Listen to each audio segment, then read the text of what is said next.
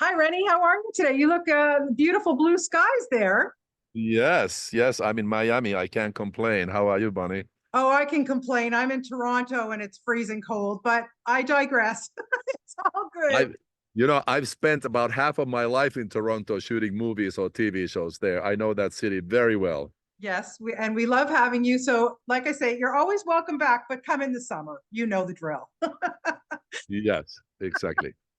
Listen, congratulations on this. I loved it. And I ask you, Renny, being the pro that you are as an action director, when you get a script, do you go through it? And I wanted to know what your criteria is because do you go through it and go, no, just not enough action for me? No, I would say that's well, partially yes. Uh, Okay. I uh, I look at the characters. I know that no matter what you have in terms of action and special effects, if you don't have compelling characters, you don't have nothing. So I start with the characters, then I look at the story. Is the story does it feel real? Is it entertaining? And then I look at the action and is there enough of it? Is there enough variety to it? And actually, in the case of the Bricklayer, I did tell the producers, I said, you know, in the first 30 minutes of the movie, there's no action, and it's supposed to be an action thriller. Right. And I said, we have to add a sequence. And I ended up writing it myself. And it's the sequence where Aaron Eckhart's character gets attacked on the rooftop and fights in the rain at night in the Loved rooftop it. and fall on Yeah. the elevator and all that. That didn't exist at all in the movie. But I said, you have to introduce him as somebody who can, handle himself. And you have to kind of, as an engine for the movie, early on in the movie, you have to have a sequence so the audience knows, okay, we came to see an action movie and we're going to get the goods. It's important. Exactly. And you're right. And that kicks it right off, which was amazing because you get to see this guy who clearly he's left the job, he's happy with what he's doing, mild-mannered bricklayer, but then he gets sucked right back in. And I wanted to know from you too, how do you manage to balance the emotion and the drama, but still give us a great action? How hard is that? Well, I try, I'm sure someone will say like, oh, the action is cartoonish, but I try to root it in reality. And of course, your hero is skillful and all that, but for me, it's really important that the action feels like it's rooted in reality and that the violence feels real, so that when Right. you get punched, it hurts and you bleed and you limp and you get really by the end of the movie, both Nina and Aaron are in pretty bad shape physically. And Yes. I rather than some of these sort of today's superheroes who are just invincible, and you can shoot at them and you can kick them and you can punch them and you can do anything to them, they can fall off of whatever and nothing happens to them. I think sometimes people are like, oh, you are glorifying violence, but no, I try to show the violence as it is and Yeah. what the consequences are. I think it's more glorifying if you have the hero do all kinds of things, but they never get hurt. Oh, absolutely. I'm with you on that 100%. I mean, we've seen that in pretty much all of your films for sure. But when you have an actor like Aaron Eckhart, who just never ceases to amaze me because he just keeps getting better and better and better with what he's doing. And here he is, an actor who is not a stunt man, but can clearly hold his own in this. What happens to you in your brain when an actor comes to you and says, I want to do all my stunts? Like, do you get nervous about that? No, that's a dream actor for me because it makes my job so much easier and more enjoyable because we work as a team. Aaron prepared several months doing boxing lessons first and then working with the stunt team, really working on the choreography of the fights. And he was able to do, like, for example, the fight scene around the swimming pool at the nightclub. Oh, He was able to yeah. do that whole fight from the beginning to the end in one take, like every step of it. And it's not easy. It's like a very complicated dance because you have to have your foot marks have to be perfect You have Right. to be exactly in the right place at the right time, and you have to duck and you have to weave and you have to punch and you have to kick and you have to do the things just right, and also do them for the camera so that they look real.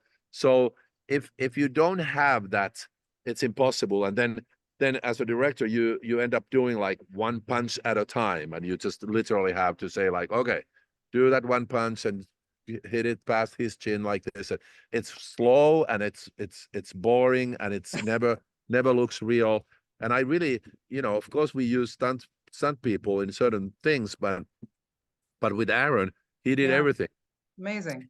He did the driving and he did the fighting, and it's just it made it fun and easy for me. It's just to figure out great shots to show what he's doing and Yeah. just let him loose. And of course there are times when you at every sequence I discuss it with the stunt coordinator, like, okay, is this safe to let him do this or let Nina do this?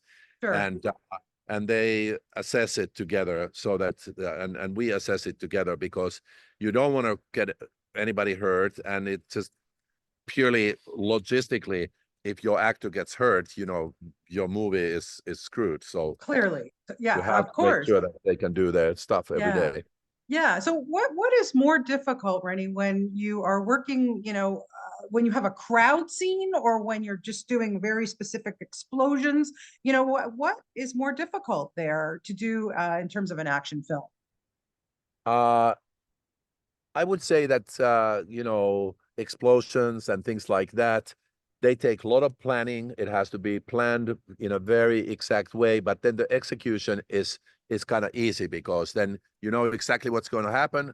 You place your cameras in the most effective places that you can think of, and then you just let it happen. So I would say a big crowd fight scene is more complex, because it is a choreography that is a living, breathing thing. There's a lot of Yeah. people involved, so you never know, if everything is gonna go perfectly in various takes. So it's a crapshoot. And when you get that perfect take, you're just like, Yeah. oh my God. You can look at it at the monitor, and you can, even without sound effects, you see like every punch. It looks real, and the hits are just completely real. Yeah. And our Canadian gal, Nina, as we were just saying, man, did she ever hold her own in this? I don't think I've ever seen her do stuff like this. No, she hasn't done this kind of a movie, and I just from the moment I met with Nina and talked about the role, uh, I knew she had what it takes. She's a very she's a great great person. She has a great sense of humor. She's Yeah. not afraid of anything. She loves what she does. She's not afraid of being physical, getting dirty, trying things. So it's like zero diva. Nina is the real thing. She'll show up on time. She's there. She's Yeah. game to do whatever is needed. Well, she's Canadian. I'm not surprised. Exactly. I love Yeah. Canadian. Of course you do. Of course. Okay. What action actor would you just die to work with that you haven't worked with yet? Oh boy, that's a tough question. That's Come a on. really There's some good ones out there. there are tons of good ones out there. But Jason Statham? it's just that I don't look at actors like, okay, that's an action actor and that's a different kind of actor, because like that's why I cast Aaron, because I wanted an actor who is great, Yeah. a great dramatic actor, and but also can do the physical stuff.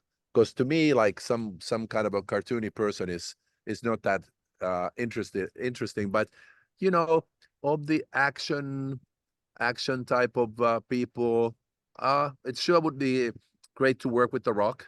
I think he's just a very, very cool person, and Yeah. I think that it would be fun to do a movie with him. Oh, that would be fun. I would look out for that from you for sure. So what do we have coming up next from you? What's up with The Strangers? Can you tell me a little bit about that? I can. Okay. I'm just in post production with The Strangers. The first chapter is finished, and the second and third one I'm still working on. And first one is coming out in on May 17th, Yep. and it is really My Strangers has nothing to do with the whatever sequels have been made. It's based on the original movie, and I would say the first chapter is closest to a remake of the original. I felt like I wanted to root the series in the reality of the first film. Of course, the characters are a little different, the situations are a little different, but it's a home invasion movie.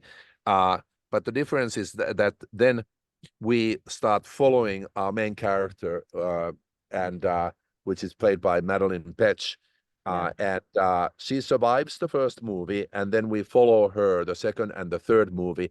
And in the course of the story, because what happens usually is that when people when they make sequels from these movies, like they did last time, it's like they take the strangers and then they just airdrop them into a new situation, and now a new group of people deals with the same strangers. And I feel like pretty much same thing happens with a lot of these other characters, whether it's Freddy or Jason or any of these kind of movie bad guys. They just go to a new situation with new characters, and we wanted to follow our survivor and show what happens to a young woman, an ordinary woman who has to survive extraordinary circumstances and then go on with her life. And also, I, as a fan of the original movie, I really felt like there were so many unanswered questions. In a way, of course, the appeal of the original movie was that it was so senseless. It was just a home invasion movie with no rhyme or reason. We don't know why these people have chosen these people as their victims, and why did they do this. None of it is explained.